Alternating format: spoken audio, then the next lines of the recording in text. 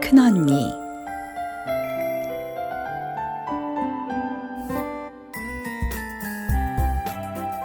새마을 운동이 한창 시작되던 그때 너른 공터에는 여지없이 새마을 운동이라는 편말이 세워져 있었다. 머지않아 와룡동 산동네에도 우리도 한번 잘 살아보자는 구호 아래 새로운 마을을 선보일 듯 폭풍 전야 같은 고요한 날들의 연속이었다. 그날도 윤씨 할아버지네 뒷마당에는 새마을 사업을 하기 위한 공사 자재가 허름한 담벼락 한 모퉁이를 차지하고 있었다. 야호! 드디어 다시 나한테 돌아왔다! 5학년 승자의 환호성은 와룡동 하늘을 새처럼 날았다. 머리채라도 휘어잡고 한바탕 싸움이라도 벌인 양 온통 헝클어진 머리칼에 넷째 미숙이는 쓰러질 듯 창백한 얼굴로 석고처럼 굳어 땅바닥을 바라보았다. 셋째 미경이의 얼굴에도 절망의 그림자가 밤하늘처럼 짙게 드리워졌다. 가느다란 긴 머리가 바람에 나풀거려 미숙이의 얼굴은 이목구비의 윤곽조차 찾아보기 힘든 모습이었다. 미숙이의 모습을 애타게 바라보는 미경이의 마음은 까맣게 타들어갔다. 양갈래로 곱게 머리를 묶은 뽀얀 얼굴의 승자만이 해맑게 웃고 있었다. 모두 다 잃었다, 언니야. 커다란 눈망울의 미숙이는 금방이라도 울음을 터뜨릴 듯 꼭 담은 입술이 가늘게 떨렸다. 단발머리에 둥근 얼굴의 미경이는 다급한 얼굴로 승자에게 사정을 하기 시작했다. 승자 언니 부탁이야. 한 개만, 딱 한 개만 주라. 어? 언니야. 미경이의 말을 아랑곳하지 않은 승자는 힘있게 돌아섰다. 놀이는 놀이야. 졌으면 그만이지. 그깟 실핀 한 개를 어디다 쓴다고 달라고 난리야. 안 돼. 승자는 휑하니 황토바람을 휘날리며 뒤돌아섰다. 언니, 미숙이 머리에다가 핀 하나만 꽂아주게.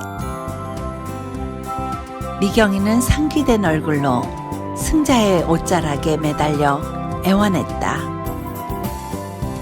딱 한 개만. 승자는 노란 고무줄에 훈장처럼 실핀들을 매단 채 인상을 찌푸리며 더욱 빠른 걸음을 재촉했다. 승자 치마에 달린 주머니 안의 솔잎처럼 삐죽삐죽 튀어나온 실핀들의 형체는 핀을 다 잃어 속상한 미경이의 심장 소리를 더욱 크게 만들었다. 승자는 주머니 속 실핀들이 빠져나갈세라 얼른 오른손에 집어들었다. 저 핀이 어떤 핀들인데 승자 언니야, 우리 언니야가 알면 언니 제발 한 개만이라도. 너희들 지금 승자 언니랑 뭐 한 거야? 승자는 미화의 목소리에 화들짝 놀라 손목에 팔찌처럼 낀 실핀 꾸러미를 몸 뒤로 감추느라 제정신이 아니었다. 응? 승자 언니랑 뭐 했냐니까? 노려보는 미화의 호랑이 눈은 금방이라도 튀어나와 자신들을 잡아먹을 것 같았다. 미화 언니가 화가 나면 엄마보다 더 무서웠기에 미숙이와 미경이의 표정은 석고처럼 단단히 굳었다. 동생들이 승자와 무엇을 했는지 몰라서가 아니라 승자는 놀이 대상이 아님을 확인시켜 주려는 물음이었다. 게다가 삔 따먹기 게임은 더더욱 상대가 안 되는 게임이었다. 승자는 푸른 하늘을 올려다보며 팔짱을 낀 채 보란듯 여유 있게 발가락으로 장단을 맞추고 있었다. 흥! 승자가 승리의 콧방귀가 하늘을 찌르던 순간에 미화는 입을 열었다. 승자, 너 치사하게 어린 내 동생들하고 삔 따먹기 내기 했니? 얼마 전 자신의 실핀을 미화에게 다 잃고 기회를 노리던 승자가 마침 조금 전 심부름을 가는 미화를 보고 이내 동생들을 찾아가 실핀을 되찾는 복수를 펼쳤던 것이다. 승자는 마음만 먹으면 실핀도 얼마든지 살 수 있는 부잣집 딸이었다. 그 당시 여자애들 사이엔 머리에 꽂는 삔 따먹기 놀이가 유행처럼 돌고 있었다.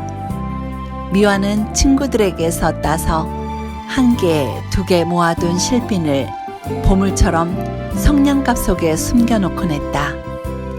붉은 녹이 후두둑 낙엽처럼 떨어지던 낡은 머리핀도 미화는 하나도 버리지 않고 모아두는 지독한 살림꾼이었다. 그런데 오늘 미경이가 그 성냥갑을 통째로 들고 나와 미화가 쌓아놓은 오랜 시간의 공을 여지없이 무너뜨렸던 것이다. 미화로서는 참으로 참기 힘든 상황이었다. 가난한 살림에 넷이나 되는 자매들의 머리칼에 사치를 부릴 만한 여유가 없었기에 더욱 그러했다. 이 경기는 공정하지 못했어. 미화는 승자를 향해 냉정한 어투로 말했다. 졌으면 그만이지 떼거리로 몰려들어 말들이만 하 진짜. 승자는 붉어진 얼굴로 하늘을 보며 큰 숨을 들이마셨다. 끈끈한 가족애로 뭉친 자매들이 한꺼번에 달려들면 승자는 꼼짝없이 당할 게 뻔했다. 4대1이라는 불리한 계산 속에서 더 이상 상대하고 싶지 않다는 듯 도망치듯 뒤돌아서던 승자가 말했다. 거짓대 같은 것들이. 겨우 삔 한 통 딴 것 가지고 자신을 바라보며 부르르 떠는 미화와 자신을 바라보는 헝클어진 머리의 미숙이와 미경이에게 승자는 해서는 안 될 심한 말을 한 것이다. 너 지금 뭐라고 했어? 당장에 거기 못 써? 승자가 내뱉은 거지라는 말을 들은 미화는 이윽고 뒤돌아가는 승자의 머리채를 잡고 말았다.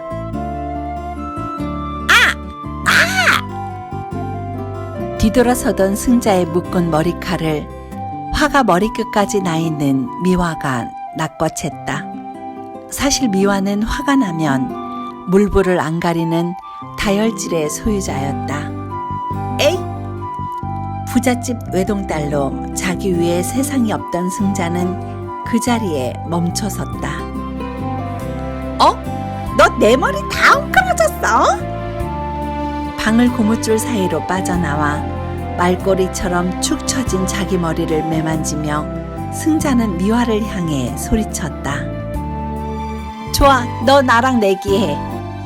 미화는 자기 앞머리에 꽂혀있던 녹슨 실핀 2개를 재빨리 머리칼에서 떼어내며 말했다.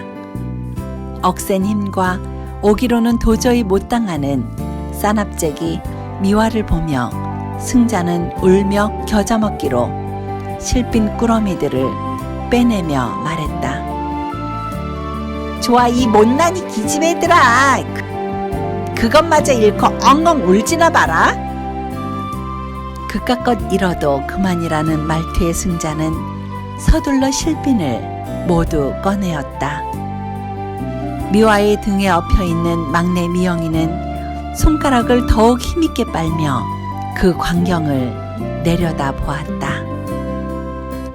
온몸의 모든 촉각을 손끝에 모은 미화는 오로지 잃은 핀을 되찾으려는 생각만으로 가득 차 있었다. 꼭 되찾을 거야. 미화의 녹슨 머리핀이 마른 땅 위에서 덤블링 하듯이 뒹굴더니 날쌔게 승자의 실핀을 향해 달려들었다.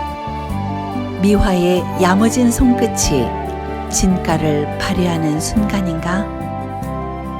엄마가 밤새 뜨개질하던 털실 꾸러미를 집안일로 잠시 내려놓으면 실뭉치가 바구니에 그대로 담겨 있는 것을 보아 넘기지 못하고 목도리나 장갑을 척척 완성해내는 손끝 여문 맏딸 미화.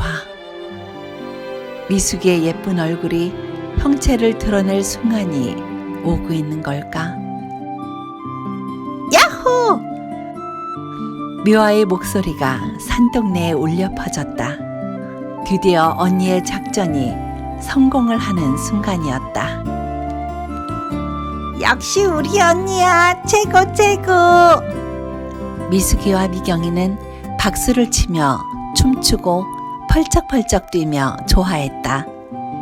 영문도 모르는 세살배기 미영이도 덩달아 팔을 흔들며 웃었다. 서로 숨죽인 채 정막 속에 벌어지고 있는 삔 따먹기 내기 게임에는 긴장감이 흘렀다. 시간이 지날수록 승자의 표정엔 어두운 그림자가 역력했다. 내 자매의 뜨거운 기운에 기가 눌린 듯한 모습이었다. 야호! 미경이는 하나둘 자신의 품으로 다시 돌아오는 검정색 실핀들을 바라보며 행복한 오페라를 즐기고 있었다. 형제 없는 자의 외로움을 누가 알리요? 식은땀이 비오듯 흘러내릴 때 승자는 차라리 그 자리에서 울고 싶었다.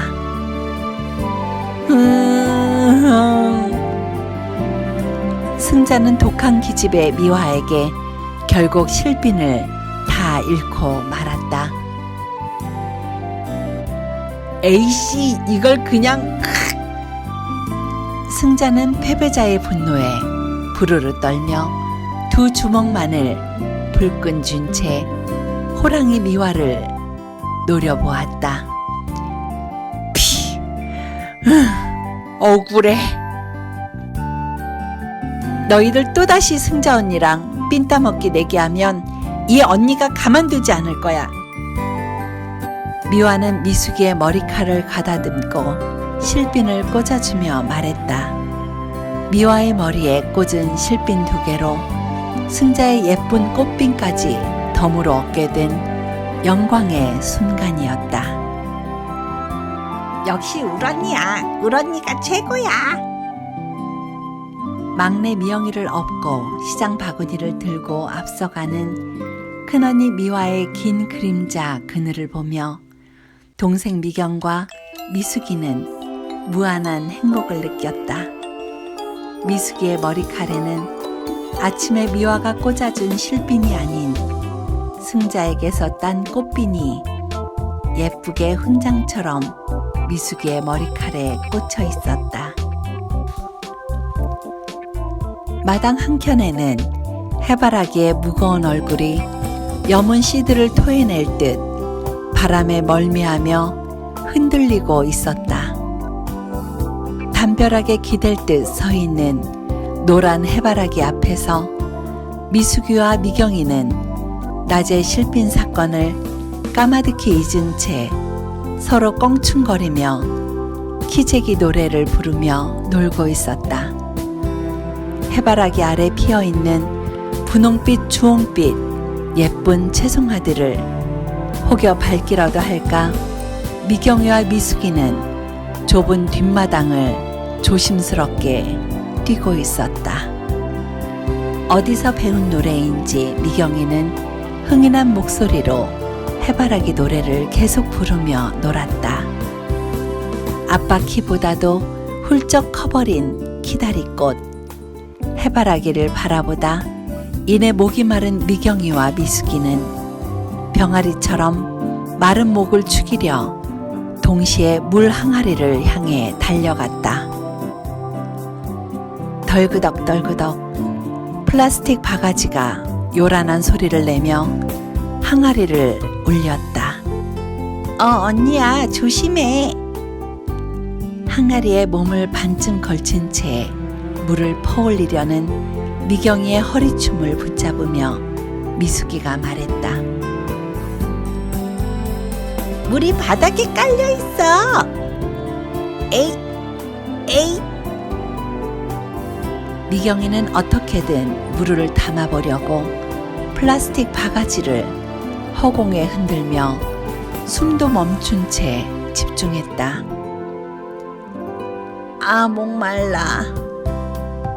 미경이의 메마른 목소리가 항아리 속에서 덧없이 메아리 칠 때 계집애 같은 목소리를 지닌 까까머리 앞집 영수가 헉헉거리며 달려왔다. 아줌마! 아줌마! 엄마는 막내딸 미영이를 옆에 앉히고 이제 머지않아 태어날 막내 아기 맞을 준비로 엄마의 손은 더욱 바쁘게 움직이고 있었다. 툇마루에 앉아 방망이로 두들겨 빤 형광빛마저 감도는 하얀 소곡 가지들을 하나씩 캐던 엄마에게 달려온 영수가 말했다. 아줌마, 동사무소 앞에 물차가 왔대요. 개던 빨래를 내려놓고 까까머리 영수의 손을 다정하게 잡으며 엄마가 말했다. 그래, 영수야, 고맙다. 착하기도 하구나.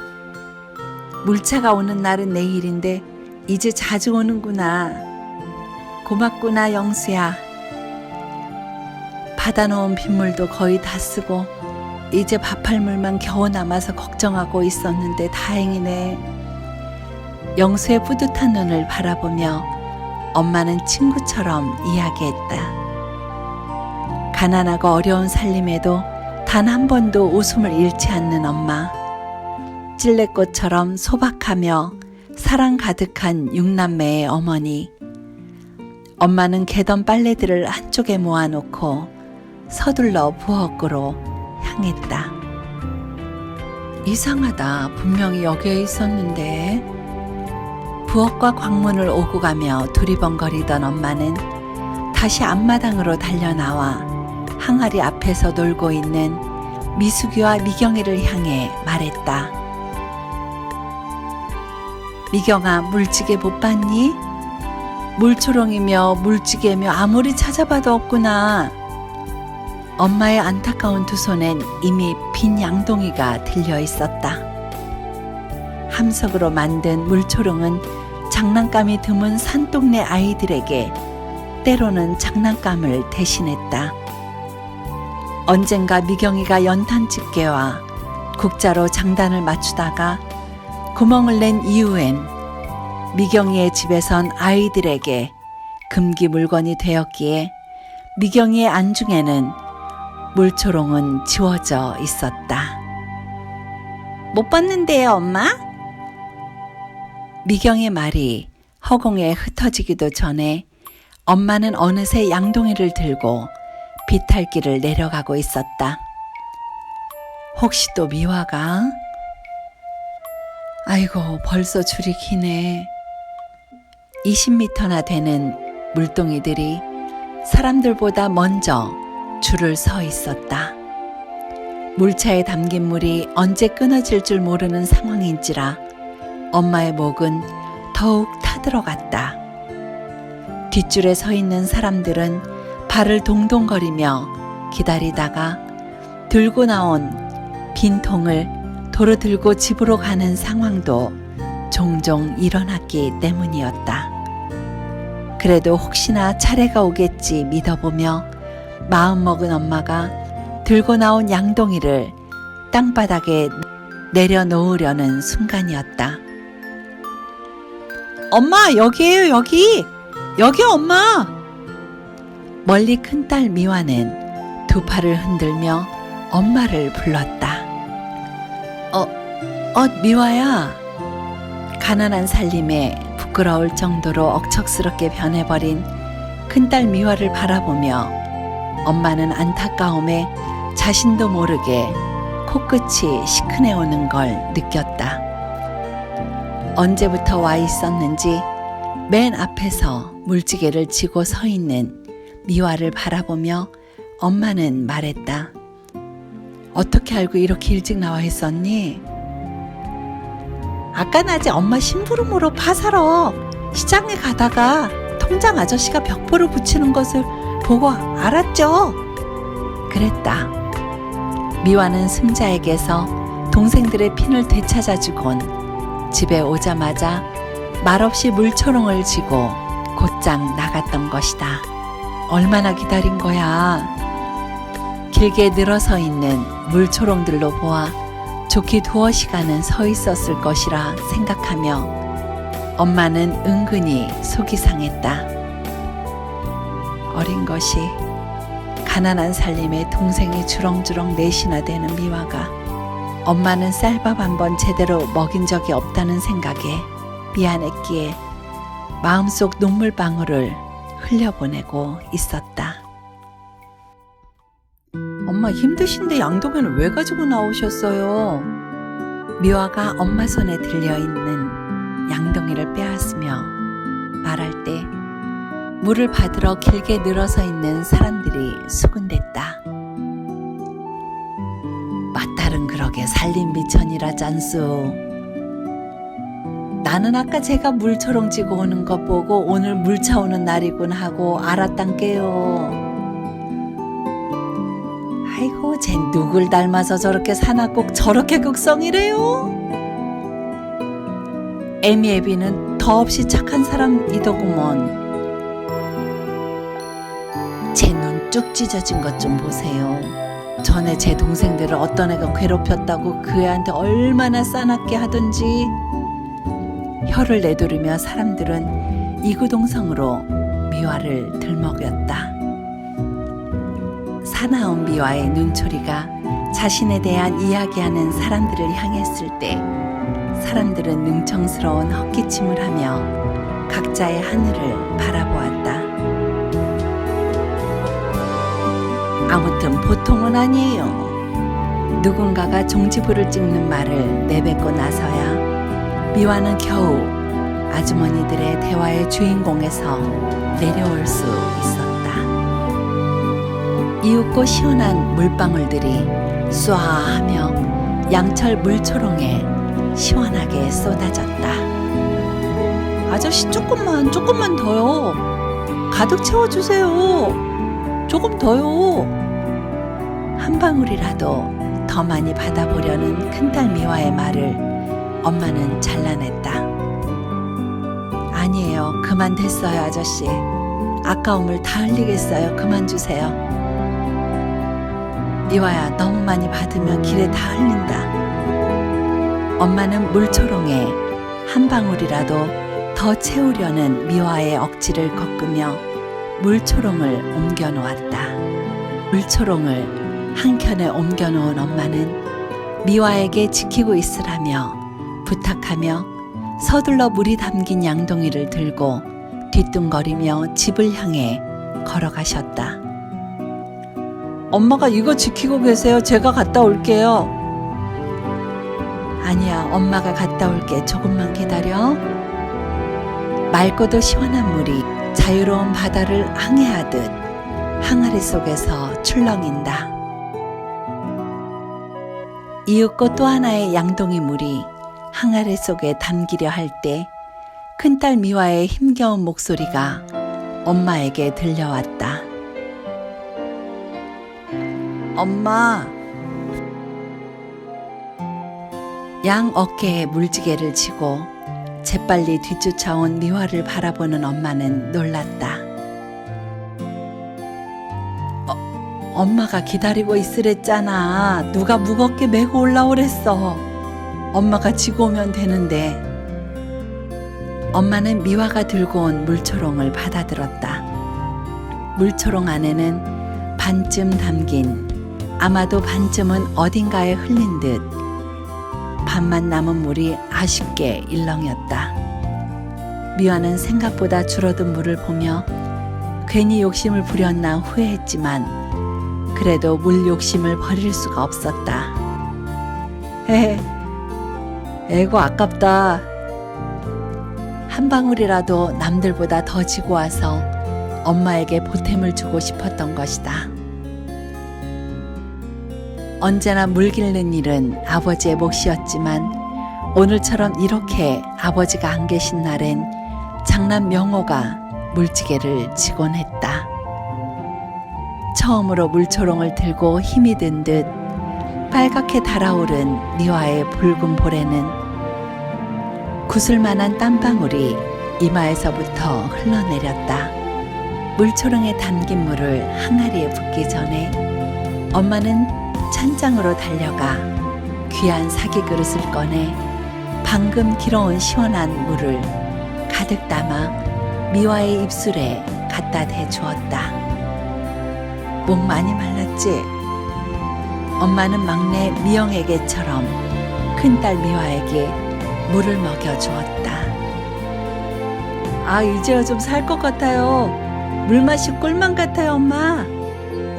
빈 사기 그릇을 받아 엄마가 부엌으로 향할 때 미화는 어느새 텅 빈 물초롱 2개를 다시 집어들었다. 엄마, 저 또 물 길어 올게요. 미화야, 엄마가 갈게. 넌 동생들이나 좀 돌봐주렴. 아니에요, 제가 길어 올게요. 미화는 엄마의 말끝을 뒤로 하고 어느새 언덕 아래에 길게 서 있는 물초롱 줄을 향해 달려가고 있었다. 푸르른 나뭇잎들과 새들의 노랫소리, 불어오는 산바람을 가르며 미화는 물지개를 등에 지고 산비탈길을 달려가고 있었다. 산등성이 아래로 물초롱을 어깨에 메고 달려 내려가는 맏딸 미화를 엄마는 하염없이 보고 또 보고 있었다.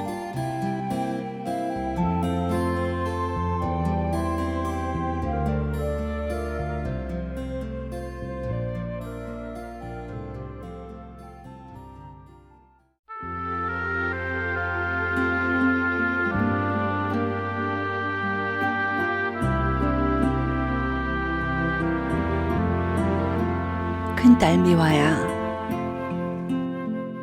물초롱보다도 무거운 짐을 내가 너에게 지운 것 같구나. 그러기에 엄마는 언제나 너에게 미안한 마음뿐이란다. 쌍합장이 내 딸, 사랑하는 내 딸 미화야.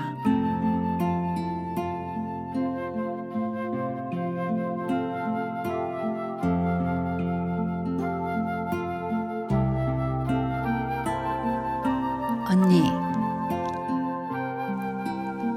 오래전 그 시절엔 수돗물조차도 거친 숨을 헐떡이며 힘겹게 산동네를 올라오곤 했었지. 수도시설이 미비했던 그 시절, 그러기에 새벽마다 아버지는 물초롱을 등에 지고 삼청동 깊은 산골 속으로 옹달샘 물을 길어오시곤 하셨지. 그날 어린 언니가 지고 온 물초롱의 맑은 물들은 어쩌면 엄마의 시린 눈물이었을지도 몰라. 언니, 그 시절 그 많던 물지개에 물초롱들은 다 어디로 가버린 걸까? 언니의 그 물지개 지는 솜씨를 다시 보고 싶은데, 이젠 내가 언니 대신 져주고 싶은데 말이야. 물초롱에서 흘러내린 물처럼 서러운 엄마의 그 뜨거운 눈물도 닦아드리고 싶은데 말이야.